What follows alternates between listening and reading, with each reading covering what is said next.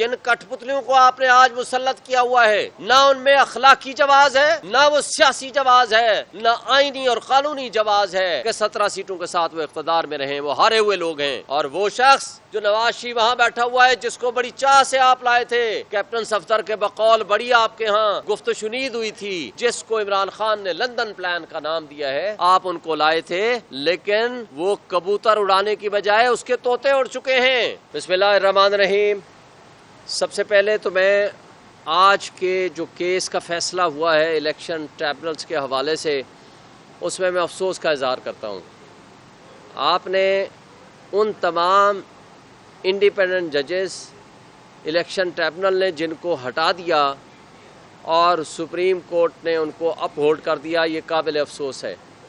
اگر election tribunals کی independence نہیں ہوگی، الیکشن ٹریبونلز الیکشن کمیشن جو کہ فراڈ میں ملوث ہے، کرپٹ پریکٹسز میں ملوث ہے، ان کی چوائس کے ہینڈ پکڈ ریٹائرڈ ججز کو لگایا جائے گا تو وہ کوئی انصاف نہیں کریں گے۔ لہٰذا اس پہ بڑا افسوس کا اظہار کیا ہے، اور اس کے علاوہ ان کے خلاف ہم انشاءاللہ تعالی ریویو میں جائیں گے اور اس کا فیصلہ بالآخر ریویو میں ہوگا، اور شاید اس وقت تک قاضی فائزہ صاحب یہاں سے رخصت ہو چکے ہوں، اللہ کرے وہ رخصت ہو جائیں، کیونکہ ان کے ساتھ ہمارا کنفلکٹ آف انٹرسٹ بھی ہے۔ نہ صرف کنفلکٹ آف انٹرسٹ ہے، بلکہ وہ اپنی ایکسٹینشن حاصل کرنے کے لیے ہر ناانصافی پہ مبنی فیصلے فرما رہے ہیں۔ لہٰذا ان سے پہلے بھی گزارش کی تھی اور اب بھی گزارش ہے، آرٹیکل 63A کے حوالے سے جو دو ہماری گزارشات ہیں۔ پہلی گزارش یہ کہ وہ بینچ کی کانسٹیٹیوشن میں وہ جو پریویس کمیٹی ہے اس کا فیصلہ برقرار رکھیں، نمبر 1۔ نمبر 2، وہ اس حوالے سے جس طرح پروپوز کیا ہے جسٹس سید منصور علی شاہ صاحب سینئر پیونی جج نے، یا فل کورٹ میٹنگ بلا لیں ایڈمنسٹریٹو سائٹ پہ سپریم کورٹ کی، یا فل کورٹ میں یہ میٹر رکھیں، کیونکہ ہم پہلے بھی آپ کو یاد ہوگا پچھلے سال یہ کہا کرتے تھے کہ یہ اختیار اگر اس ربر سٹیمپ پارلیمنٹ کو دے دیں گے تو یہ عدلیہ کو انڈیپینڈنٹ نہیں ہونے دے گی۔ لہٰذا اگر اس طرح کی کوئی امینڈمنٹ کرنی ہے تو سپریم کورٹ رولز کے اندر امینڈمنٹ کی جائے۔ اگر سپریم کورٹ رولز میں امینڈمنٹ کی ہوتی تو آج یہ اس طرح کے فیصلے، اس طرح کے آرڈیننسز کم سے کم ہمارے سامنے نہ آتے۔ اب اس سے جو قاضی فائزہ صاحب نے خط لکھا ہے، خط کا جواب دیا ہے جسٹس منصور علی شاہ صاحب کو، اس سے یہ جو تاثر ملتا ہے وہ یہ کہ اس کا مطلب یہ ہے کہ جسٹس منیب اختر صاحب ایک انڈیپینڈنٹ جج تھے اور ہیں، اور ان کی انڈیپینڈنٹ رائے سے آپ کا اتفاق نہیں تھا۔ بظاہر یہ لگتا ہے کہ گورنمنٹ اور آپ نے مل کے ان کو وہاں سے نکالنے کے لیے، کمیٹی سے نکالنے کے لیے آپ نے آرڈیننس میں ترمیم کرائی ہے، جو کہ آپ کی اپنی جو کمٹمنٹ تھی ان دی کورٹ، آپ نے اس سے وائلیٹ کیا ہے۔ لہذا انصاف کا تقاضا یہ ہے کہ جب تک کمیٹی کی کانسٹیٹیوشن کے بارے میں فیصلہ نہ آ جائے، آپ آرٹیکل 63A کے اوپر کیس نہ لگائیں۔ نمبر 2، آپ کو اس بینچ میں نہیں بیٹھنا چاہیے جہاں کنفلکٹ آف انٹرسٹ ہو، چونکہ اس کے ذریعے جو آئینی ترامیم کا سو کارڈ کچا اور پکا مسودہ چل رہا ہے اس کے ڈائریکٹ آپ بینیفیشری ہیں۔ لہٰذا آپ آرٹیکل 63A کی ایسی تشریح کر کے آپ آئینی ترامیم کے لیے راہ ہموار کرنا چاہتے ہیں تاکہ کل کلا لوٹا کریسی آئے، لوٹے پیدا کیے جائیں، یا ان کے اوپر دہشت طاری کر کے لوگوں کو اغوا کر کے، ایم این ایز کو اغوا کر کے ان سے سٹیمپ کرائی جائے اور ووٹ لیا جائے، تاکہ آپ کی ایکسٹینشن ہو سکے، یا سو کارڈ غیر آئینی عدالت بنا کے اس کا آپ کو سربراہ بنایا جائے۔ لہٰذا اس کنفلکٹ آف انٹرسٹ کی وجہ سے بھی آپ کو اس کیس میں نہیں بیٹھنا چاہیے۔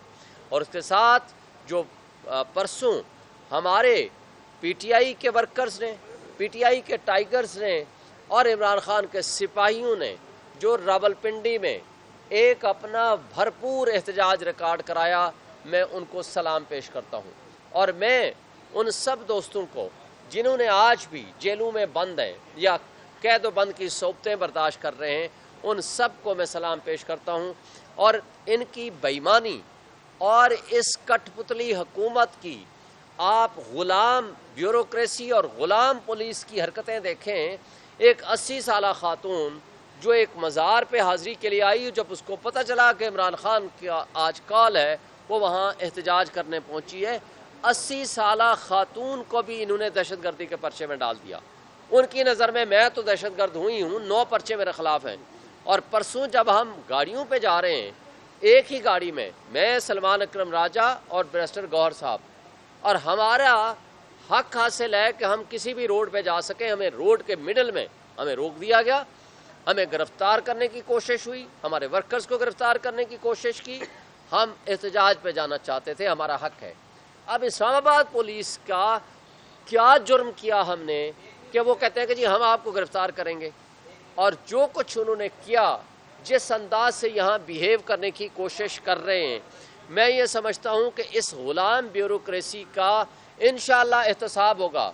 میں اس وقت کی بیوروکریسی اور ان کے نیچے کارندے، ان کو میں پیغام دینا چاہتا ہوں کہ وہ وقت قریب ہے، وہ وقت قریب ہے کہ جب یہ کرپٹ سسٹم ختم ہوگا، اس کرپٹ سسٹم کے خاتمے کے ساتھ ہو یا اس دوران ہو، ہم آزاد عدلیہ سے تمہارا احتساب کرائیں گے۔ اور انشاءاللہ تعالیٰ تم احتساب کے لیے تیار ہو جاؤ۔ یہ تمہاری یہ جو حرکتیں ہیں، یہ غیر آنی اور فسطائیت میں مبنی جو حرکتیں ہیں، ان کو ہم کبھی نہیں چھوڑیں گے، اور ہم اپنے ورکرز کا تحفظ بھی کریں گے اور انشاءاللہ تعالیٰ تمہارا احتساب بھی کریں گے۔ اور آخری بات، اس وقت ملک میں انڈکلیئرڈ مارشل لاء ہے، اور میں ان راولپنڈی میں بیٹھنے والے طاقتور لوگوں کو کہنا چاہتا ہوں کہ طاقت عوام کی ہے، اور عوام کے پیسے سے آپ کو ہم بندوق اور گولی خرید کے دیتے ہیں۔ عوام کے پیسوں سے آج 2800 ارب روپے ہم آپ کو دیتے ہیں، 2800 ارب روپے، جبکہ غریب آدمی آج بھوک سے مر رہا ہے اور اپنے آپ کو خودکشیاں کر رہا ہے۔ ہم 2800 ارب روپے اس لیے نہیں دیتے کہ قیمتی ویگو ڈالے خریدو اور ان میں اپنے ہی شہریوں کو مارو۔ یہ ظالم تو ہو سکتا ہے، یہ یزیدیت کا اصول تو ہو سکتا ہے، یہ حسینیت کا اصول نہیں ہو سکتا۔ اس لیے کہ آج بھی ہم کہتے ہیں یزید تھا، حسین ہے۔ تم آج اپنے ہوش کے ناخن لو، یہ آپ کے سمجھنے کا مقام ہے۔ عوام آپ کی تمام تر فسطائیت کے باوجود کھڑی ہے عمران خان کے ساتھ، آج کھڑی ہے پی ٹی آئی کے ساتھ، جو یہ فیڈریشن کی علامت ہے عمران خان اور پی ٹی آئی۔ آپ نے اگر اپنی طاقت کو، اپنے شیروں کو، اپنی فورس کو خراب کرو گے تو نقصان یہ ہوگا، کل آپ کے بارڈرز پہ بیٹھنے والے وہ گیدڑ آپ پہ حملہ آور ہوں گے اور آپ ان کو دفاع نہیں کر پاؤ گے۔ اس لیے آج وقت ہے، آج پی ٹی آئی کے شیروں کو، عمران خان جو ایک اس وقت موسٹ پاپولر امت مسلمہ کا لیڈر ہے، آپ اس سے جاؤ، آپ اس سے معافی مانگو۔ وہ فتح مکہ پہ یقین رکھنے والا شخص ہے، وہ تمہیں معاف کر دے گا، اس لیے کہ وہ ذاتیات پہ کبھی بلیو نہیں کرتا۔ لیکن اس ملک کی قوم اور ورکرز اور ہمارے پی ٹی آئی کے لوگوں سے بھی معافی مانگیں، اس لیے کہ جن کٹھ پتلیوں کو آپ نے آج مسلط کیا ہوا ہے، نہ ان میں اخلاقی جواز ہے، نہ وہ سیاسی جواز ہے، نہ آئینی اور قانونی جواز ہے کہ 17 سیٹوں کے ساتھ وہ اقتدار میں رہیں۔ وہ ہارے ہوئے لوگ ہیں۔ اور وہ شخص جو نواز شریف وہاں بیٹھا ہوا ہے، جس کو بڑی چاہ سے آپ لائے تھے، کیپٹن صفدر کے بقول بڑی آپ کے ہاں گفت و شنید ہوئی تھی، جس کو عمران خان نے لندن پلان کا نام دیا ہے، آپ ان کو لائے تھے، لیکن وہ کبوتر اڑانے کی بجائے اس کے طوطے اڑ چکے ہیں۔ اور آج اس کی صورتحال یہ ہے کہ پورا پاکستانی، ہر پاکستان کا شہری اس کے بارے میں پوچھ رہا ہے کہ وہ اشتہار گمشدہ لگاؤ کہ وہ ہے کدھر۔ نہ اس کی کوئی سٹیٹمنٹ، نہ کوئی پالیسی سٹیٹمنٹ۔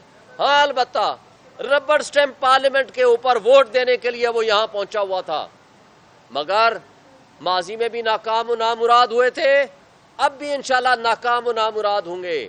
اور یہ سو کارڈ کچا پکا مسودہ ان سے پاس نہیں ہو پائے گا۔ اور جو گینگ آف 3 جو اس وقت اس تباہی کے ذمہ دار ہیں، اور اس تباہی کی ذمہ داری کے پیچھے کیا ہے کہ ان کو کسی طریقے سے ایکسٹینشن دی جائے، اور وہ اپنے ایکسٹینشن کے اس دھندے میں سارے غیر آئینی کام کر رہے ہیں اور سپریم کورٹ پہ حملہ آور ہیں۔ ہم اس کی شدید مذمت کرتے ہیں۔ دیکھیں پاکستان میں اس وقت واحد امید ہے وہ ہے سپریم کورٹ اور ہائی کورٹس، جہاں لوگ آس اور امید کی نگاہ سے دیکھتے ہیں۔ اگر لوگوں کی آس، امید اور ہوپ ختم کر دی تو اس سے انتشار پھیلے گا۔ تو خدا نخواستہ کیا چاہتے ہیں کہ لوگ اسلحہ اٹھائیں؟ خدا نخواستہ آپ کیا چاہتے ہیں کہ موب جسٹس سسٹم یہاں آ جائے؟ خدا نخواستہ کیا چاہتے ہیں سول وار شروع ہو جائے؟ اس لیے آج بھی وقت ہے کہ آپ اپنے ذاتی مفادات سے بالاتر ہو جائیں، ریاست کو نقصان مت پہنچائیں۔ آپ نے ماضی میں دیکھا ایک ڈکٹیٹر نے اپنے ذاتی اقتدار کو طوالت دینے کے لیے ایک سب سے بڑی جمہوری پارٹی کو نہ صرف اس کو بین کیا، ان کے لوگوں کو جیتی ہوئی سیٹوں کو، شیخ مجیب اور اس کی پارٹی کو بین کرنے کے بعد جیلوں میں ڈالا، اپنی فورس یوز کی، اور اس کے بعد کیا ہوا؟ آپ کا ملک دو لخت ہو گیا۔ لیکن آج حمود الرحمان کمیشن رپورٹ پڑھنے کے باوجود بھی آپ ہوش کے ناخن نہیں لے رہے، آپ اس سے سبق نہیں سیکھ رہے۔ آج آپ نے ملک کو اس کے بدتر انجام پہ پہنچا دیا۔ صورتحال یہ ہے کہ بلوچستان میں آپ سے ان کنٹرولڈ صوبہ ہو چکا ہے۔ کے پی کے ہر شخص کو آپ دہشت گرد بنا رہے ہو، اور آپ ہر بلوچ کو کہتے ہو وہ دہشت گرد ہے، اور اس کے بعد پنجاب کے لوگ ان لوگوں سے جتنی نفرت کرتے ہیں وہ سب کے سامنے ہے۔ یہی کراچی کی صورتحال سندھ کی ہے۔ لیکن آپ کی نظر میں وہ بلوچ جو بلوچستان میں بیٹھنا ہے وہ بھی دہشت گرد ہے، آپ کی نظر میں مہرنگ بلوچ بھی دہشت گرد ہے، آپ کی نظر میں پختونخوا کا ہر شخص دہشت گرد ہے، تو آپ کی نظر میں شعیب شاہین جیسا سینئر وکیل بھی دہشت گرد ہے، چونکہ 9 پرچے دہشت گردی کے میرے خلاف بھی ہیں۔ تو اگر آپ نے اس ملک کو اس طرح کی ریاست بنانا ہے تو پھر یہ بنانا ریپبلک کے علاوہ ہم اس کو اسلامک اسٹیٹ نہیں تصور کریں گے، پھر یہ اسلامی فلاحی جمہوری ریاست تصور نہیں کریں گے۔ اس لیے جو اوپر چند 1% لوگ وہ بدماشیاں جو اپنے مفادات کا کھیل کھیل رہا ہے، میں ان کو کہتا ہوں کہ بس کرو۔ اب آج عوام کی طاقت آپ دیکھ چکے ہو۔ عوام آج بھی اسی جگہ پہ کھڑی ہے جہاں 8 فروری کو کھڑی تھی، اور کوئی تہذیب یافتہ ملک، کوئی سویلائزڈ کنٹری، اس کا طریقہ اور پیمانہ تبدیلی کا ہوتا ہے کہ ووٹ کے ذریعے تبدیلی آتی ہے۔ جب آپ ووٹ چوری کر لیں گے، جب قانون اور آئین چند لوگوں کے ہاتھوں میں کھلونا بنا دیں گے، جمہوریت کو تماشا اور ڈرامہ بنا دیں گے، اور آخری جو سپریم کورٹ پہ ہم حملہ آور ہونے لگے ہیں، یہ آپ کے لیے خود کش ثابت ہوگا انشاءاللہ۔ شکریہ۔ 11:30 بجے 63A کا ریویو لگا ہوا ہے، اگر پچھلا ماضی کا فیصلہ بندیال والا اڑ جاتا ہے، اس سے آپ لوگوں کے جو ممبرز ہیں ان کا ووٹ گنا جائے گا، اور ساتھ میں آپ کے جو رکنا ہے بار بار عدم اعتماد کر رہے ہیں قاضی صاحب پہ، لیکن قاضی صاحب ہر بینچ پہ بیٹھ رہے ہیں، اس کی کیا ریزن ہے؟ اس کی ریزن یہ ہے کہ وہ اپنی آپ ایکسٹینشن چاہتے ہیں۔ اس کی ریزن یہ ہے کہ وہ اپنے جانے سے پہلے ہر حال میں وہ فیصلہ کرانا چاہتے ہیں کہ جس کے ذریعے ان کی ایکسٹینشن کا ذریعہ اور طریقہ نکل سکے، لیکن انشاءاللہ تعالی یہ نہیں کر پائیں گے، اور نہ ہی ان کی ایکسٹینشن ہوگی۔ یہ تاریخ میں لکھا جائے گا، لیکن تاریخ میں کیا لکھا جائے گا؟ تاریخ بڑی تلخ ہے۔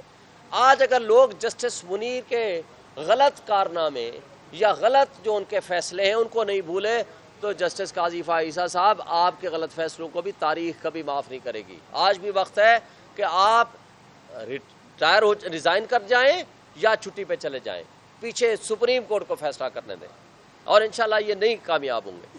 بہت شکریہ۔